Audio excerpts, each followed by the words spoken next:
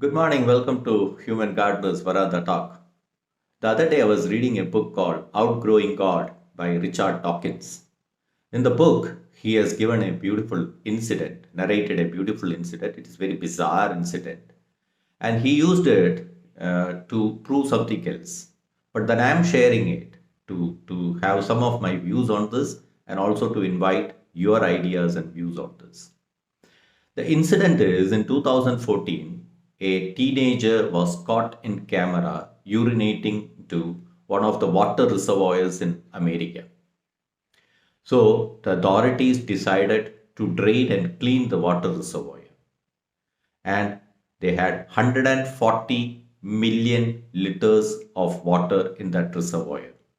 And the draining took 36,000 US dollars. The cost of draining was 36,000 US dollars. You heard it right. 140 million liters of water. Now, as they were cleaning, they were able to find so many dead bodies of the birds and animals and other debris. And all of us are sure, we all know that many hundreds of thousands of other people must have urinated or even animals must have done it. The only difference is they were not caught when they were doing it. Doesn't it sound very bizarre? Of course. So, Richard Dawkins asks two simple questions before he goes on to prove something else. He asks, is it sensible? And also, if you are in charge of the reservoir, what you will do? Okay, let us keep it aside. What I thought, I actually had a mixed feeling when I read this incident and this anecdote. Even now, I'm not able to understand clearly what is that I have learned from it. But there are certain points which I want to share with you. Number one, I think human being has got this innate tendency to spoil something which is very pure. Okay, if you don't agree, I will give you one or two examples. Have you not felt like writing something on a newly painted wall? In my school, how many times I had sprayed those ink onto the white uniform of my classmates. So these are all small things, but the human tendency, somewhere deep within, we have the tendency to spoil something which is very pure. We want to do that. Okay, this guy, teenager, must have done it out of his naughtiness or maybe his innocence.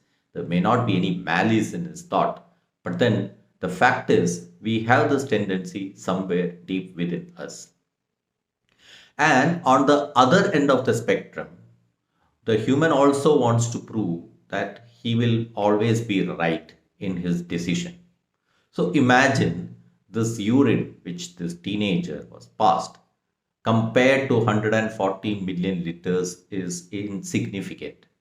But since it is caught, since it became a news, they wanted to prove that they will do the right thing. They wanted to prove that they will take care of the citizen. The hygiene and the health of the citizen is very important. That is why they were even ready to spend that kind of an amount, 36,000 US dollars to drain and clean it. Okay. Number three, we also has got a very interesting ability to make a mountain out of a molehill. Just imagine this one news.